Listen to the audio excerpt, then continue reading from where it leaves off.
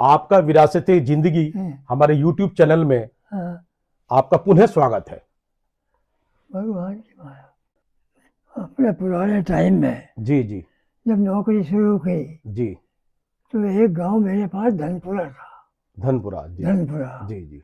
वहाँ के पीरजान थे प्रधान, जो अच्छे खासे पीते थे जी। और विधायक भी रहे। अच्छा, विधायक भी रहे हैं। हाँ, ठीक, बहुत अच्छा जी। विधायक रहे। उनका लड़का है विजेंद्र सिंह, विजेंद्र सिंह, जो आज भी मुझे ताऊ कह के बोलता अच्छा है। अच्छा अच्छा। ये सब समाज के ही कारण है। जी जी काम के लिए मैंने उसे बताया। जी जी उसी को उसने फोन किया, यहाँ तक कर दिया जी जी। कि टिफिन में खाना बनाकर जंगल में मेरे पास भेज दे। अच्छा अच्छा। हाँ, बड़े अच्छे आदमी रहे हैं मुझे वो भी। बता जाना, जी। जहाँ जाओगे मैं खाना वहीं भेज दूंगा। अच्छा अच्छा। लेकिन उनका रहन सहन रूखान जी। विख्यात था पब्लिक में। हाँ हाँ हाँ। मेरा ही नहीं। जी जी जी जी। वो आज भी मिल के गए हैं, मेरे अच्छा मोहनपुरी में रह रहे हैं। अच्छा अच्छा हाँ अच्छा, जी। बहुत अच्छे बहुत अच्छे। एक किस्सा तो मेरे साथ ये हुआ कि ऐसे हमदर्द, वो पुराना जमाना जी। कहाँ चला गया हाँ हाँ। जिसे ढूंढते फिर रहे हैं लोग। जिसे ढूंढते फिर, बहुत अच्छी हैं? बात है। जी जी वो ढूंढ पढ़ने के टाइम में जी एक क्वेश्चन पूछते थे मास्टर, जी क्या भाई शहर की लाइफ में और गांव की लाइफ में कितना अंतर है। जी जी जी जी तो हम उन्हें बता देते कि भाई गांव में तो आनंद है, यहाँ तो कुछ भी नहीं, जी यहाँ कोई किसी को पूछता नहीं खाता नहीं। जी वहाँ बेटा कह के बोलेंगे, प्यार करेंगे, जिससे की जरूरत पड़ेगी मिलेगा। जी जी किसी को भाईचारा, ये सब तरह की वहाँ वो होती थी। जी जी जी जी। तो इस तरह के प्यार मिलते रहे। वो जमाना तो उलट पुलट हो गया। उलट पुलट। सबसे पहले सनबावन में नौकरी करी, ईकड़ी। वहाँ एक गांव था कक्केपुर, तख्तेपुर। वहाँ जी। एक चौधरी शिवचंद थे, अच्छा अच्छा। जिनके हम मेरा आना जाना जी। करीब करीब सब साधन वही थे। अच्छा अच्छा। उनके घर से थी, जिन्हें मैं ताई कहा करूँ था। अच्छा अच्छा। वो करीब 80-85 साल की होंगी। जी जी जी। तो खाना वाना वो सब उन्हीं के यहाँ खाता था। बहुत अच्छे।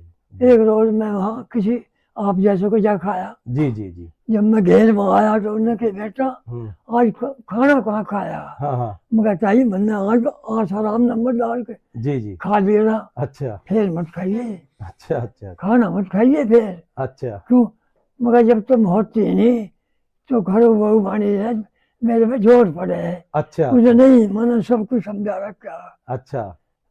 घेर में आओगा हाँ। तो खाना घर खाओगा। अच्छा अच्छा। अब देखिए, हाँ। अब कोई चाक भी ना बोई तो जी जी जी जी। तो ये प्यार तो उस वक्त की है जी जी जब हर आदमी प्यार करता था। जी जी जी। स्टूडेंट लाइफ और झोले में चक्कू रखे जब मास्टर को देख कर झुक जाते थे। अच्छा अच्छा। हाँ, मतलब सम्मान बहुत था। हाँ, समाज तो समाज ही था, बस एक सम्मान। दूसरे के सहारे से जीता था। अच्छा। ब्याह में, शादी में, दुख जी में, जी जी।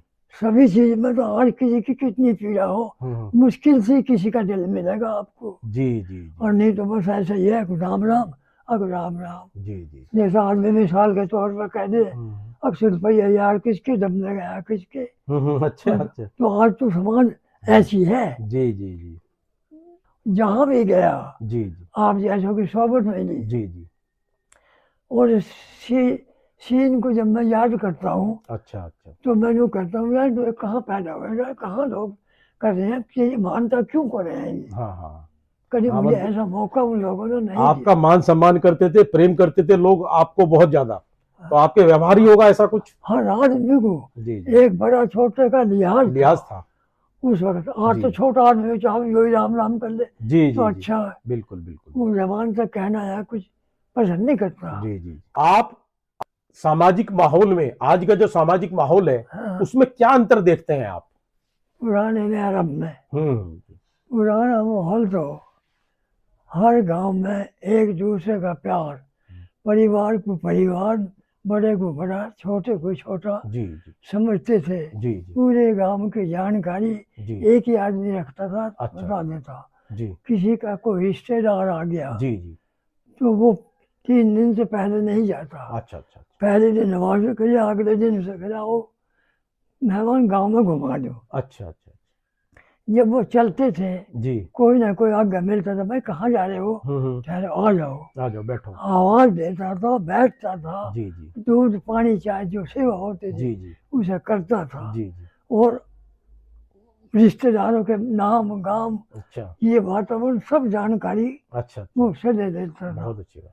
तो जी हर आदमी को ये पता रहता भाई जी फला आदमी की रिश्तेदारी ये उसकी रिश्तेदारी कहाँ मिलन है। जी जी जी। आज का माहौल जो है वो ऐसा है कि आदमी आवेगा हमारा आपका रिश्तेदार नमस्ते करेगा राजी खुशी होगा ठीक है चाय पिएगा मुश्किल से चल जाएगा। जी जी ना तो नूर जा तुम क्या ना हो या का रिश्तेदारी है जी ना उसे माहौल का पता। जी जी जी। तो पहले के मुकाबले में तो आज ऐसा समझो से इकलापन अकेलापन, इकलापन हाँ अकेलापन अकेलापन। एक जी तरह का इकलापन है। बस वो अपने अपने बात को जानता है तो उसी की पीढ़ा को वो मतलब भीड़ में अकेला है, भीड़ तो बहुत है लेकिन अकेलापन है।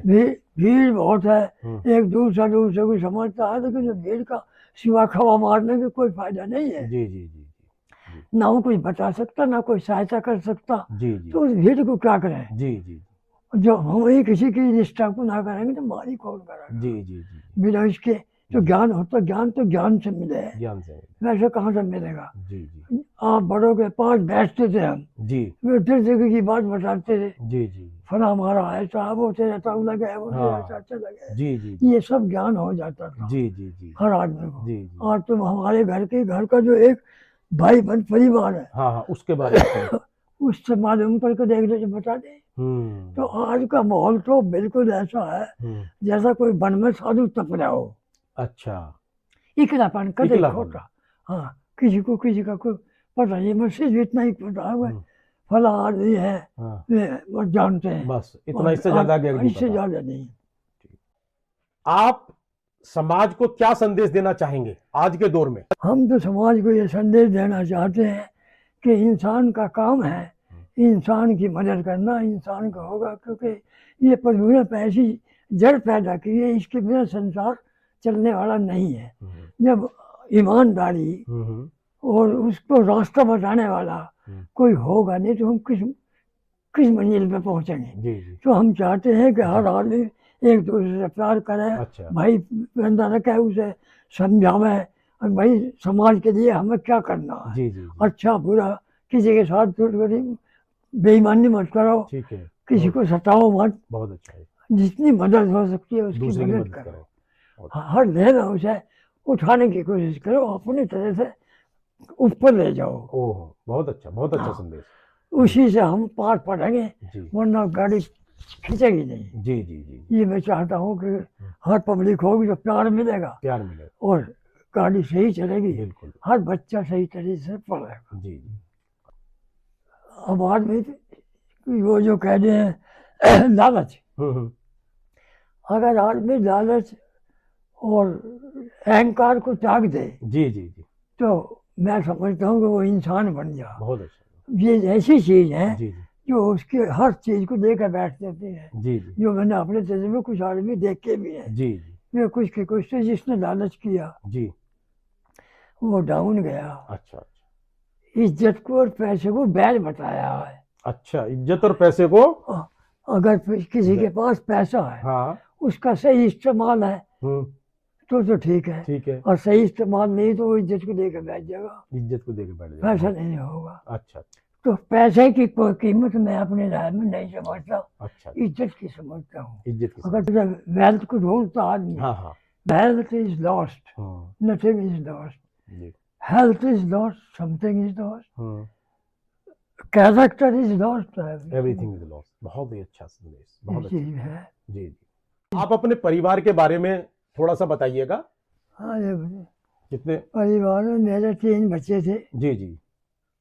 2 लड़के 1 लड़की। जी जी। बड़ा एक्सपायर हो गया था। ओह जी। ये बड़ी बेटी जी जी मीनाक्षीपुर में रहती है। जी जी जी। और रणवीर सिंह कर्नल रजिस्ट्रार में है। अच्छा अच्छा। अब मैं आपकी मुलाकात उनसे करवा। ठीक है ठीक है ठीक है ठीक है। आज हमारी श्री गुरुबचन सिंह जी से बात हुई। अगर मैं उनकी उम्र आप सुनेंगे तो 101 साल, जो कि मैंने पिछले एपिसोड में भी बताया। तो इस उम्र में भी इतना जज्बा बात करने का, पुरानी बातें उन्होंने कही, बहुत सारी चीज़ें हम लोगों को बताई जो एक समाज के लिए बहुत ही वैल्यू करती हैं। और उन्होंने जो प्रिंसिपली अपनी लाइफ को जिया है, वैल्यूज़ रही हैं उनकी लाइफ में अपने परिवार के लिए, समाज के लिए, और जहाँ भी उन्होंने कार्य किया है वो बहुत ही उत्कृष्ट श्रेणी का रहा है। उनका कैरेक्टर की मैं बात करूं, उनकी सर्विस जो भी की है उन्होंने, सारी चीज़ों को लेते हुए, तो जो उनके प्रिंसिपल रहे, उन्होंने बोला था कि चाहे मेरी ज़मीन बिक जाए, मैं बच्चों को पढ़ाऊंगा जरूर। हम उस पर देखेंगे कि उनकी जो विचार थे या जो वो रहा प्रिंसिपली रहे, तो कितना उन सफलता मिली। सफलता की तो अगर मैं बात करूं तो जैसा आपने बताया अभी मुझे कि आपके बेटे कर्नल पद से रिटायर हैं, तो वो कहीं ना कहीं वो चीज़ तो है, लेकिन आज हम अभी कर्नल साहब से ही उस पर बात करेंगे, क्योंकि जो उनकी वैल्यूज़ थी, जो उन्होंने अपने फादर से सीखा, तो वो आज हम उनसे रूबरू कराएंगे। जैसा कि आज हमारी श्री गुरबचन जी से काफ़ी बात हुई है, तो उन्हीं के पुत्र जो कर्नल रणवीर सिंह मलिक जी हैं, आर्मी से रिटायर्ड हैं, उनसे मैं उनके बारे में जो उनकी प्रिंसिपल्स रही, वैल्यूज़ रही, या जो भी रहा है, तो उसी को लेके आज हम कर्नल साहब से बात करेंगे। नमस्कार। नमस्कार। तो कर्नल साहब, आप अपना थोड़ा सा एक इंट्रोडक्टरी बता दीजिएगा, कहाँ से आप कितने समय सर्विस में रहे और कब रिटायर हुए, और फिर थोड़ा सा बताइएगा जो फादर साहब की जो मेरी उनसे बात हुई है, जैसे कि श्री गुरबचन सिंह जी से काफ़ी चीज़ें उन्होंने मुझे बताई हैं, उसको कनेक्ट करते हुए जो भी आपको लगता है उसके ऊपर थोड़ा सा हम बात करें। मेरी शुरू में स्कूली शिक्षा तो गांव से हुई थी जी। उसके बाद फिर मैंने एमएससी जाट कॉलेज बड़ौद से की जी। और एमएड मैंने शिमला यूनिवर्सिटी से किया। जी। उसके बाद में फिर आर्मी एजुकेशन कोर में मुझे कमीशन मिला जी। और 34 साल की सर्विस करने के बाद जी। मैं कर्नल के पद से सेवानिवृत्त हुआ। जी। जहाँ तक हमारे पिताजी का सवाल है, जी। उन्होंने हमारे पीछे बहुत ही मेहनत की है जी। और जैसा उन्होंने आपको बताया था जी। कि भाई उनका ध्येय था अपने बच्चों को शिक्षा देना, जी। उसमें वो सफल हुए जी। और उन्हीं की मेहनत जी। और उन्हीं के आशीर्वाद के कारण जी। मैं जो भी आज हूँ जी। वो सिर्फ उन्हीं की वजह से हूँ। उन्होंने एक बात कही थी, मैंने जब उनसे बात करी थी पिछले एपिसोड में, तो उन्होंने कहा था, मतलब जो विशेष, मैंने उसको टैगलाइन भी दिया अपने एपिसोड में, कि चाहे मेरी जमीन बिक जाए, मैं बच्चों को पढ़ाऊंगा जरूर। तो उस टाइम पे इतनी बात, मतलब मुझे नहीं लगता कि ऐसे उस टाइम लोगों में रही होगी, तो कहाँ से तो वो बात आई उनके दिमाग में, एक साधारण जो गांव में रहने वाले एक किसान परिवार में ऐसी बात कहाँ से आई, और फिर जो उनकी बात थी उसको आपने कैसे अपने उसमें उनको साधते हुए और वहां तक आप एक गांव में रह के एक शिक्षा लेके आप कर्नल पद तक पहुंचे, इसके बारे में थोड़ा सा कनेक्ट करते हुए आप मुझे बात करें। उनका शिक्षा के प्रति बहुत लगाव था और उनकी दिली इच्छा थी कि मेरे परिवार के सभी सदस्य उच्च शिक्षा प्राप्त करें। उसके लिए शुरू से ही उन्होंने एक रूपरेखा बना रखी थी। जैसे जब वो मवाना में सर्विस करते थे तो उन्होंने हमारा एडमिशन जाट कृषक इंटर कॉलेज मवाने में कराया और वो हमारे शिक्षा पे, हमारी पढ़ाई पे रोज हमसे प्रोग्रेस देखते थे और हमें गाइड करते थे। यहाँ तक कि शाम के वक्त नौकरी से आने के बाद हमारा होमवर्क चेक करना और हमारे साथ कई कई घंटे तक बैठे रहना। अच्छा। वो खाना खाने के बाद हमारे साथ बैठते थे, हमारा वो चेक करते थे और हमें मोटिवेट करते थे कि जीवन में अगर आप उच्च शिक्षा प्राप्त कर लेंगे तो वही आपका जीवन संवार सकता है। और उसी चीज़ को हमने ध्यान में रखते हुए उनके सपनों को पूरा करने के लिए हमने जी तोड़ मेहनत की। यहाँ तक कि बीएससी तक हम गांव से साइकिल पर आए। अच्छा। हाँ। एमएससी में फिर हमने हॉस्टल में एडमिशन लिया और जाट कॉलेज बड़ौद से एमएससी की। बीएड मैंने डीएवी कॉलेज मुजफ्फरनगर में हॉस्टल में रह के किया और एमएड फिर मैं शिमला यूनिवर्सिटी से किया। वैसे तो मैं अगर कहूँ तो मैं एक साधारण विद्यार्थी रहा, लेकिन अपने जो टीचर शिक्षक थे उनका बहुत प्रिय रहते थे हम। अच्छा। हाँ, हम हमेशा वो हमें बहुत प्यार करते थे और हमें हमेशा मोटिवेट करते थे और हमारी उनको अच्छाइयों को देख के हमें बहुत ही आगे बढ़ने के लिए प्रोत्साहित करते थे। और मेरे पिताजी का और उन शिक्षकों का मेरे जीवन में बहुत बड़ा योगदान रहा है। तो आपका आर्मी में जाने का जैसे कैसे हुआ कि भाई आर्मी में आप ज्वाइन करेंगे या उधर जाने का मन? आर्मी में बेसिकली मुझे, जब मैंने एमएससी कर ली थी तो मुझे लेक्चरशिप के लिए एक जगह से ऑफ़र आया था। मैं वहाँ गया, लेकिन मुझे वहाँ का वातावरण कुछ अच्छा नहीं लगा। मुझे डिसिप्लिन, जैसे हमारे पिताजी की पंक्चुअलिटी और डिसिप्लिन्ड लाइफ थी, वो बहुत अच्छी लगती थी। और दैट वाज द रीज़न कि मुझे पता लगा कि भाई सेना में एक बहुत ही डिसिप्लिन्ड रेगुलेटेड लाइफ होती है, इसीलिए मैंने फिर उस कैरियर को चुना। जैसे आपके फादर से मेरी बात हुई और उन्होंने अपनी उम्र बताई है 101 वर्ष, और बहुत ही अपना आज की उस उम्र के हिसाब से स्वस्थ, और वो बातचीत कर रहे हैं, अपनी दैनिक जो भी कार्य है वो पूरा करते हैं। तो कहीं ना कहीं ये लगता है कि आपका भी इसमें एक बहुत ही बड़ा कहीं ना कहीं त्याग होगा, आपकी उसमें परिश्रम होगा उनको स्वस्थ रखने में। उनका तो है ही है आपने वो करने, लेकिन कहीं ना कहीं परिवार को भी बहुत सारी चीजें अपने बुजुर्गों के लिए करनी होती हैं। तो मुझे लगता है कि इतनी लंबी उम्र अगर वो में आज है, स्वस्थ है, तो कहीं ना कहीं आप लोगों का बहुत बड़ा सहयोग रहा होगा। तो मैं उसमें जानना चाहूंगा कि वो कैसे आप उनके लिए कर पाए ये सब चीजें, और क्या चीज आप उनके लिए करें कि वो आज स्वस्थ हैं, अच्छे हैं, वो थोड़ा सा बताइए। एक्चुअल में हमारे पिताजी शुरू में सेना में गए थे जी। और वो बहुत अच्छे स्पोर्ट्समैन रहे हैं। अच्छा। उनके प्रिय गेम लॉन्ग जंप, जी हॉकी, जी फुटबॉल जी। और वॉलीबॉल बहुत अच्छे खेलते थे। अच्छा। इसके साथ साथ जी जी उन्होंने अपने खाने पीने की चीज़ों पे जी जी। बहुत ध्यान दिया है। अच्छा।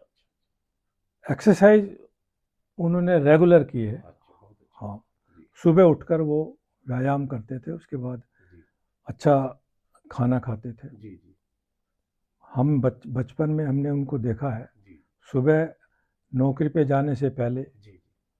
दंड बैठक लगाना। अच्छा। हाँ, छुआरों वाला दूध पीना। अच्छा।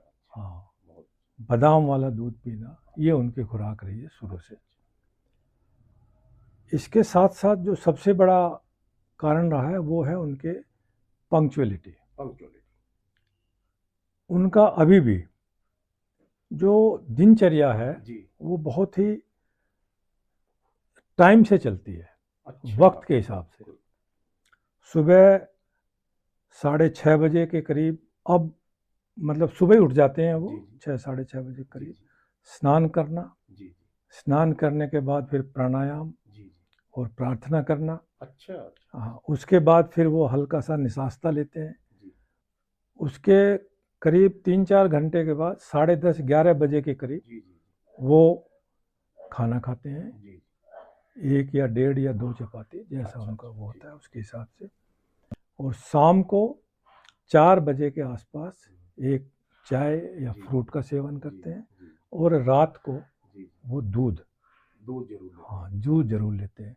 दूध के साथ सर्दियों में च्यवनप्राश, अच्छा अच्छा, वो जरूर खाते हैं। अच्छा, मतलब कब से खा रहे होंगे च्यवनप्राश? ये च्यवनप्राश तो ये करीब 30-35 साल से। 30-35 साल। हाँ। अच्छा, मुझे उन्होंने एक बात और बताई थी जब मैंने उनसे बात की थी। उन्होंने कहा था कि मैं शाम के टाइम भोजन नहीं लेते पिछले 35-36 साल से। हाँ, तो क्या ये? हाँ, वो शाम का खाना नहीं खाते। हाँ। और खुद तो खाते ही नहीं थे। अच्छा। इनके जो छोटे भाई थे वो कुछ उनको बीमारी का असर सा होने लगा, तो उनके भी इन्होंने खाने बंद करवा दिए शाम को। तो उससे क्या वो स्वस्थ? हाँ, उससे फिर उनको काफ़ी आराम मिला। उन्होंने शाम का खाना बंद कर दिया, तो उससे उनकी बीमारियों में काफ़ी असर पड़ा।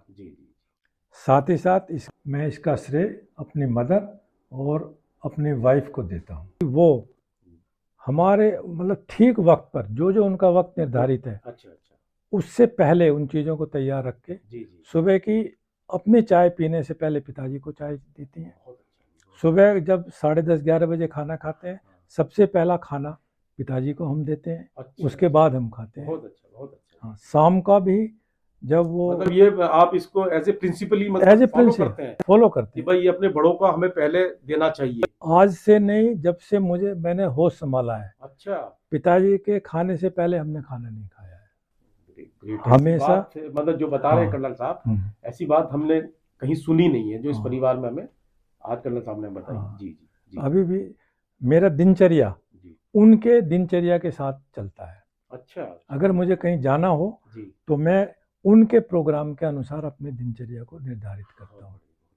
सबसे पहले इंश्योर करता हूँ कि उनका जो दोपहर 10, साढ़े 10, 11 बजे का जो खाना है हाँ, वो देने के बाद ही मैं कोशिश अच्छा, करता हूँ घर कहीं से आप जाएं। कहीं बाहर जाता हूँ। चलो। और कोशिश करता हूँ कि शाम को उनके दूध के वक्त से अच्छा, पहले अच्छा, घर वापस लौटाऊँ। बहुत बहुत बहुत। ये मैं हमेशा प्रयास करता हूँ। और उनके जो स्वस्थ रहने का कारण मेरा कम बल्कि मेरी पत्नी का योगदान उसमें बहुत ज़्यादा है, क्योंकि वो उनके खाने का, उनके कपड़े का, उनके हर चीज़ का ध्यान रखते हैं। बहुत ही बड़ा मैसेज एक समाज के लिए है, जैसा कि कर्नल साहब ने बताया कि भाई एक अपने माँ बाप की किस तरीके से सेवा की जाती है। और जैसे भोजन की बात बताई, मैंने बताया कि ऐसा मैंने कहीं सुना नहीं है। तो ये सब चीज़ें एक प्रिंसिपली फॉलो कर रहे हैं, बहुत ही बड़ी आज के इस दौर में देखने को सुनने को हमें मिल रही है। तो इसके लिए तो मैं विशेष धन्यवाद करूँगा कर्नल साहब को कि अपने, और उनको मैडम को भी, कि जिन्होंने मतलब अपने बड़ों का इस तरीके से देखभाल करना। और तो कहा जाता है ना कि स्वास्थ्य ऐसे नहीं रहते, कहीं ना कहीं कुछ किसी के इसके पीछे भी कोई ना कोई अपने परिवार के लोगों का बड़ा सहयोग साथ होता है, तभी चीज़ें हो पाती। क्योंकि इस उम्र में आदमी खुद से तो सारी चीज़ नहीं कर सकता कि वो भोजन बनाए या अपनी चाय बनाए, तो कोई ना कोई इसके पीछे होता है और उसी की वजह से जो है वो स्वस्थ रहते हैं और सारी चीज़ें। तो ये चीज़ हम लोगों को फॉलो करनी चाहिए। कर्नल साहब, मुझे ये बताइए कि जैसे हमारी काफ़ी बात हो चुकी है, आपने अपने फादर से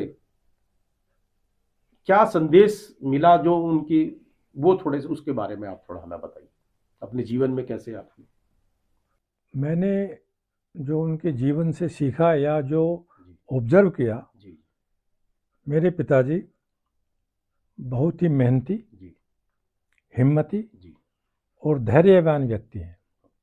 वही चीज़ें जी मैंने अपने जीवन में उतारने का प्रयास किया है।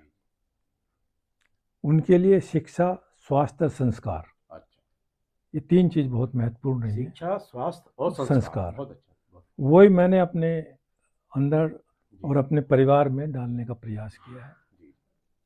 वो बहुत अच्छे स्पोर्ट्समैन थे। अच्छा, मैंने भी उन्हीं की तरह सेना की सर्विस के दौरान मैं रिस्ट गेम ज़्यादा खेलता था, बैडमिंटन, लॉन टेनिस, स्क्वॉश, और इसके अलावा बास्केटबॉल और स्विमिंग, ये इनका मुझे शौक था, ये मैं करता था। वो बहुत ही सामाजिक व्यक्ति रहे हैं और मैं भी अपने शुद्ध मन से लोगों से जुड़ने का प्रयास करता हूँ और उन्हीं के विचारों का अनुसरण करने का प्रयास करता हूँ। पिताजी हमारे कहते हैं कि समाज में रह के यदि कोई व्यक्ति समाज से कट जाता है तो उसका जीवन व्यर्थ है। अगर वो समाज को कोई काम ना आ सके या समाज में रह के सामाजिक चीज़ों को ना कर सके, उसका जीवन व्यर्थ है। श्री गुरबचन सिंह ताउम्र ईमानदारी, अनुशासन और शिक्षा को लेकर सजग रहे और उसका परिणाम आपके सामने है। आप उनके दिखाए गए रास्ते पर चलकर कर्नल पद तक पहुंचे हैं। साथ ही यह सफर यहां नहीं रुका और आपने भी वही अनुशासन, ईमानदारी और शिक्षा को आधार बनाकर अपने पुत्र को सेना में अधिकारी बनाया। आपके पुत्र श्री अभिनव मलिक का प्रमोशन कर्नल पद पर हो चुका था और वो 15 दिन के बाद ट्रेनिंग पर जाने वाले थे, लेकिन दुर्भाग्यवश उनका 38 वर्ष की उम्र में आकस्मिक निधन हो गया। ये इस परिवार को बहुत बड़ी क्षति, परिवार के साथ साथ देश को, समाज को, सभी को उसकी क्षति पहुंची है। अंत में कर्नल साहब, मैं आपसे चाहूंगा कि जो युवा हैं आज के, उनके लिए आप क्या संदेश देना चाहेंगे? मेरा युवा वर्ग के लिए यही संदेश है कि वो अपने माँ बाप की सेवा करें, उनके साथ सुबह शाम जब भी वक्त मिले बैठें, उनके मन की सुने और अपने मन की बताएं। वही सबसे बड़ा मंदिर है, वही सबसे बड़ी तपस्या है। साथ ही साथ जो भी व्यक्ति जिस भी रिश्ते में है उसको बड़ी निष्ठा और ईमानदारी के साथ निभाए, जिसमें विश्वास हो, प्यार हो, कोई छल कपट ना हो। भाई बहन का रिश्ता, भाई भाई का रिश्ता, दोस्त दोस्त का रिश्ता, सभी पूर्ण निष्ठा के और ईमानदारी के साथ निभाएं तो आपका जीवन सफल होगा और शांतिपूर्ण व्यतीत होगा। सभी अनुशासित और संयमी जीवन बिताएं, अपनी मूल जड़ों और संस्कारों से जुड़े रहें, क्योंकि जिस पेड़ की जड़ें मजबूत होती हैं वही तूफानों का सामना कर सकता है। अनुशासन ही सफलता की सीढ़ी है और संस्कार ही जीवन की नींव है। कर्नल साहब, आपके फादर से भी हमारी काफ़ी बात हुई है, बहुत सारी चीज़ें हमने उनसे सुनी हैं, बहुत सारी चीज़ें समझी हैं, बहुत सारी चीज़ें देने की कोशिश की है समाज को कि जो उन्होंने बताया, और आपसे भी हमने क्योंकि जो उनसे आपने जो उनकी वैल्यूज़ रही है, एथिकल्स जो भी रहे हैं, उससे आपने भी बहुत कुछ सीखा, वो भी आपने हमें बताया, और हमारे जो ऑडियंस हैं वो भी उसको देख रहे हैं। एक बहुत बड़ा मैसेज आपकी तरफ से जा रहा है समाज को। तो मैं आपके फादर साहब का भी धन्यवाद करूंगा और आपका भी धन्यवाद करूंगा कि आपने जो इतनी सारी चीज़ें बताई हैं। और मैं युवाओं से भी एक अपील करूंगा, रिक्वेस्ट भी करूंगा कि वो जो बातें हैं जो कही हैं, क्योंकि जैसे आपके फादर साहब 101 साल की एज में स्वस्थ वो हैं, तो आप भी कहीं ना कहीं अपने माता पिता के साथ बैठिए, उनकी सेवा करिए, क्योंकि यही मंदिर है। तो आप जब सुबह शाम उनसे बैठेंगे तो बहुत सारी चीज़ दुनिया का उनको अनुभव होता है, तो कहीं ना कहीं आप भी सीखेंगे। इसी के साथ कर्नल साहब मैं आपका बहुत बहुत धन्यवाद करता हूँ। बहुत बहुत धन्यवाद अरुण पूनिया जी। आपने जो विरासत ज़िंदगी ये चैनल चलाया है और इसके माध्यम से जो समाज के अच्छे लोग हैं उनसे उनके विचारों को समाज में फैलाने का जो आप सराहनीय कार्य कर रहे हैं, जिससे समाज में जो नेगेटिविटी है वो कम हो और पॉजिटिविटी बढ़े, ये बहुत ही आप सराहनीय काम कर रहे हैं। और मैं आशा करता हूँ, प्रार्थना करता हूँ कि आप इसमें और आगे इसी तरीके से बढ़ते रहें और समाज में सुधार हो, ये आपका प्रयास सफल हो।